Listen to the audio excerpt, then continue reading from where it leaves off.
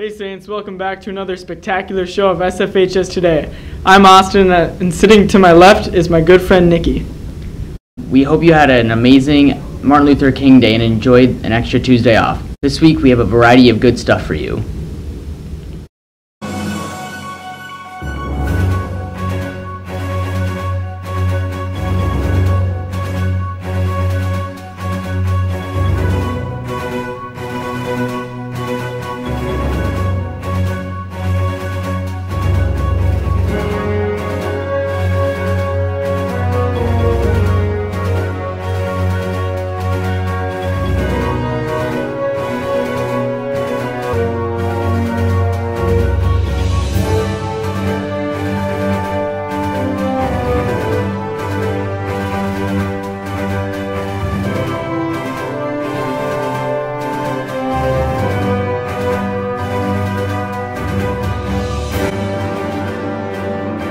In national news, 13-year-old Jamie Klaus was found after a 3-month search. She disappeared in October when she was kidnapped by Jake Thomas Patterson, who has now been charged with kidnapping and the murders of her parents.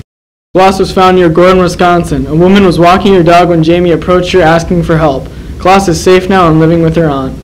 Moving on to Saints news, as we said last week, if you don't have your parking pass still, go down to the small office by the front doors to get your parking pass for half off or $30. Seniors, if you are interested in getting a senior grad ad in the yearbook, go online to register. If you have any questions, you can email either Joel Olson or talk with him in room E205. The search for a new superintendent is finally over, and the school board has made a decision to accept the contract of Beth Geese. Geese will be officially taking over on July 1st. We will have more information coming to you in the next weeks. Moving on to 2 weeks ago, varsity and JV show choir went down to compete in Nebraska at the Primetime Showcase in Gretna. Bridge Street Singers ended up winning grand champs and swept the competition, taking home Best Choreography, Best Band, and Best Vocals.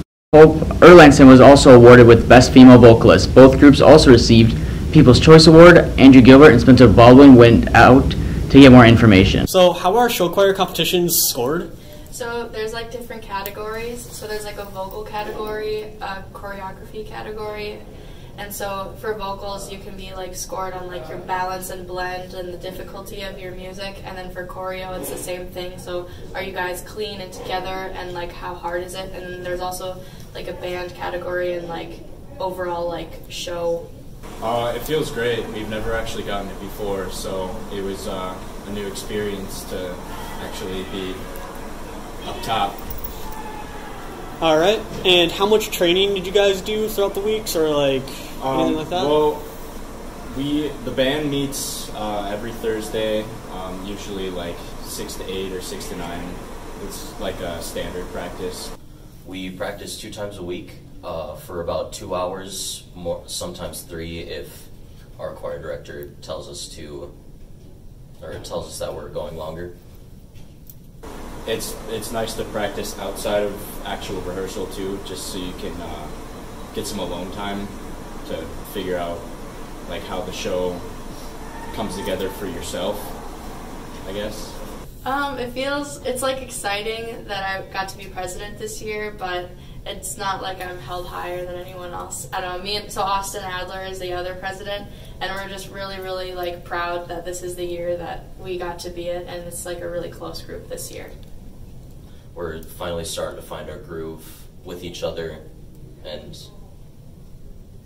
I think it's going to take us places. Wow, congratulations guys on your amazing achievement there. Next competition is coming up February, and they'll have public end season show in March right here at home. Another great achievement we would like to announce is the great effort from Mercedes Hamilton, who competed at sections for debate. Though she did not qualify for state, she represented St. Francis, and as a sophomore, we expect to see much more from her in the future. The Competition 1 Act is heading into its season hosting conference this past week, and the subsections this Saturday. This year's 1 Act addresses a hot-button current event issue regarding school shootings. They have been working on the Minnesota premiere of Declaration by Jonathan Dorff, and have had the chance to work with the playwright before the show was even published. We had Kira Wagner, Colin Schumacher, and Nikki Eric. Go check it out. You're usually in tech, so how is being an actor different? There's different expectations from stage to tech, and there's a lot of different elements that go into the show. What is the show about? The show is about a school shooting, and it takes you through the different timelines of that shooting and how it affects the students. And what is its significance in today's society?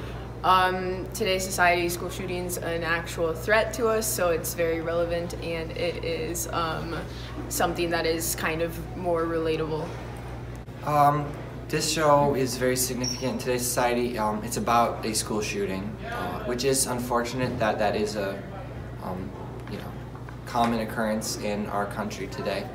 But it just talks and discusses all the viewpoints and sides of the issue. It's very relevant because it portrays all those viewpoints and makes people think about them. I do One Act primarily because I love theater and love being a part of that and being with those people, but it's also just a very different feel from the other shows. With the other shows, it's here, everything is at St. Francis, it's non-competitive, and with One Act, we go around to, we get to host it this year, but different high schools performing in different spaces, being with different schools, and it's competing, so you get to hopefully win. How does the scoring work for One Act? Well, you take the number of One Act plays there are, and you just number them. Who gets first, who gets second, who gets third, fourth, etc. And as a judge, I would do that.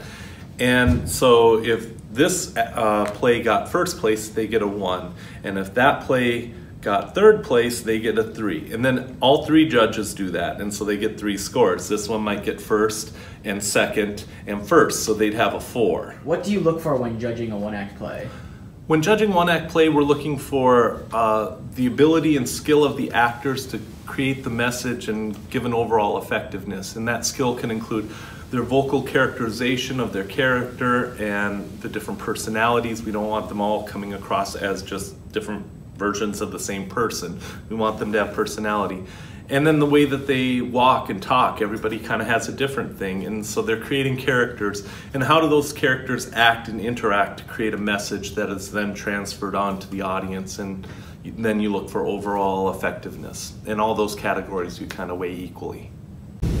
This Friday at 7 p.m., the public can come see a show and they have a talk back after.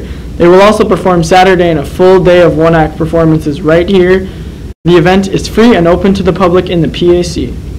Last year, St. Francis introduced a new late start policy for the teachers to meet and discuss with one another about teaching standpoints.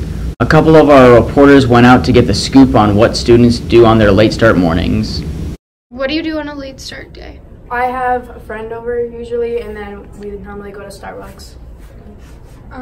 Today I woke up and went to Caribou. That's about it. I rode an essay. It's really a nice time because when you get here early in the morning, I don't have a mandatory meeting to attend, but the school is nice and quiet. It's almost like summer, and you can get a lot of work done without being interrupted. Unfortunately for me this morning, I had to be in Otsego for a conference meeting at 9 o'clock, so I didn't get a whole lot done here, but that's the way it goes. Okay. I go to Starbucks. I sleep in. I always sleep in. Late starts, it gives teachers an opportunity to meet together with their peers that teach the same courses, and we could do curriculum and that type of stuff. Me and Zach, we had a slum beat. Got up at 3:30 in the morning, went to Target, got accepted. Now we work at Target. Bought some t-shirts. Yeah. Moving over to one of our newer segments, the crew for Pet of the Week found a cat that has a second identity. Featuring a St. Francis alumni, Tommy Ficacello, and John Sigfrinius caught up with Timmy and his little lion, Leo. John Sigfrinius. And I'm Tim Wettenkamp. And this is my cat, Leo.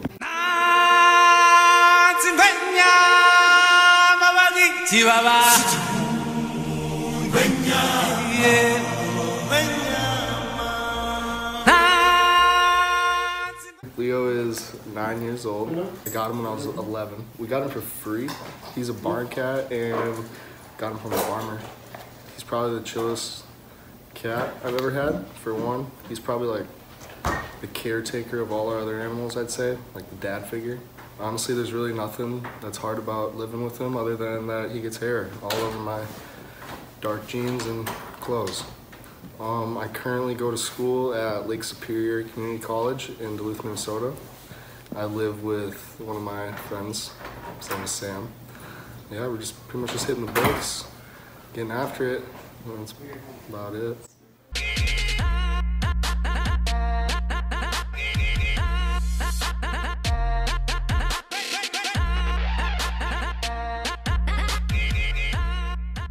He's a very good kid. This week on Jack Plummer's Food Review, Jack and friends went across the river to Mansetti's to get some Zaws. Let's see what they found out.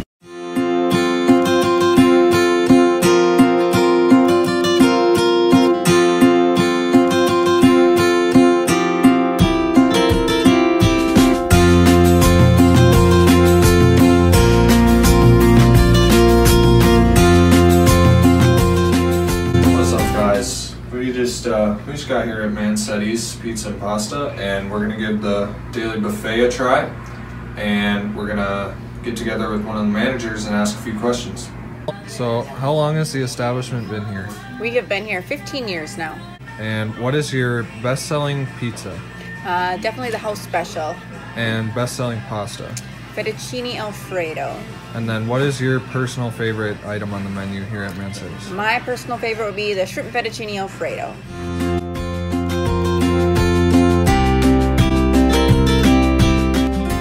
Well, we just got back from Mansetti's. I gave the thin crust sausage pepperoni pizza a try, and overall it was really good. Crust was nice and crisp. I have to give it a solid 5 out of 5 stars. If you're looking for good pizza, good pasta, I say hit up Mansetti's ASAP. Have a splendid short week, Saints. Stay tuned for RQ Teen Sports. I'm Caitlin, and this is Sports.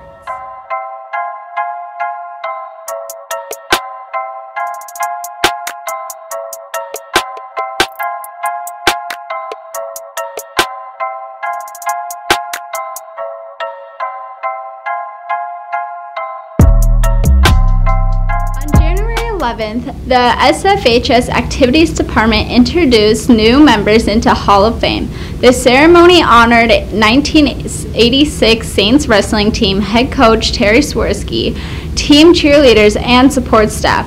The attendees then were invited to stay and cheer on the current Saints wrestlers in their meet against North Brand. And here's Nick Pierce with more information.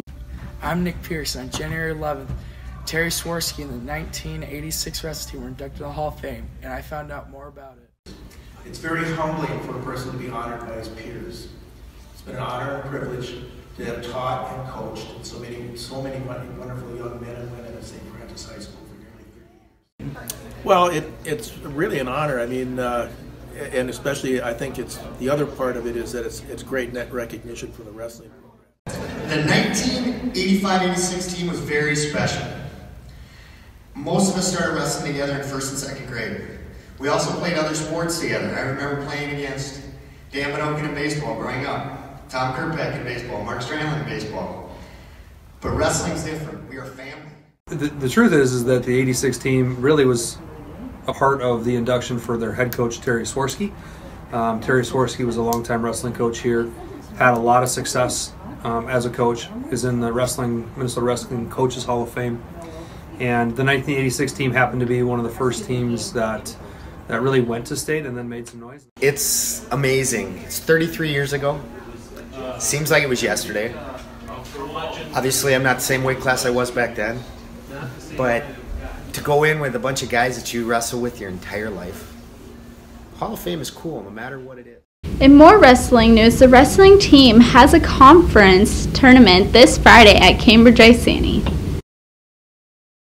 And exciting news about former Saints John Santiago was selected to play in the NFL PA College Football All-Star Game that aired on Fox Sports 1 last Saturday. He had a great season with the University of North Dakota and continues to excel in the sport. Last week, girls basketball played against North Branch and came home with a win. Their next game will be tomorrow against Cambridge Isani at Cambridge. Last Thursday, gymnastics had a meet against Cambridge Isani. Their next meet is tomorrow night against North Branch. Boys basketball played North Branch High School last Thursday and came home with a loss of 57-62. Tonight they play away at Forest Lake. Last Tuesday, the girls' hockey team went to Rogers and lost 0-6. This past Friday, the girls won against Princeton. Yesterday, the girls' hockey played against North Wright County and lost. This coming Friday, the 25th, is the girls' senior night against Park Center at East Bethel Ice Arena. This last Thursday, boys hockey played against Monticello at home and lost 5-0. Also, last Saturday, they played in a game away at Princeton and lost. Last night, they played against Southwest Christian Richfield and lost. Next game will be a home game on Thursday against North Branch. Before we go over the break, there are many former Saints that made their way home from college. Drew Bancroft and Nathan Atkins caught up with former Saints track star Bailey DeMars. When did you graduate St. Francis? I graduated in 2015. I was on the track and field team, and I was also on the dance team. I went to state for long and triple jump, and then I was also ran on the 4x1 and 4x2 relays. How did you do at state? The highest I ever placed was 4th in the triple jump at state. How many times did you go to state? I went to state 2 years in a row. So my junior year and senior year. I was all state for the last 2 years of dance, and then I was all conference for all 4 years. I currently go to NDSU and I'm a senior there. I'm on my last year. What do you participate in at NDSU? I'm on the NDSU track and field team. I'm a long and triple jumper for NDSU. What got you interested in track? My dad. He kind of forced me to do it, and then I just started to really like it. What's your best memory from going to St. Francis? My best memory is probably when me and these 2 other girls went 1, 2, 3 at conference for 2 years in a row with Coach Nutter. Use every opportunity that you get and take advantage of it. And that's all we got for you guys this week. Have a great shortened week.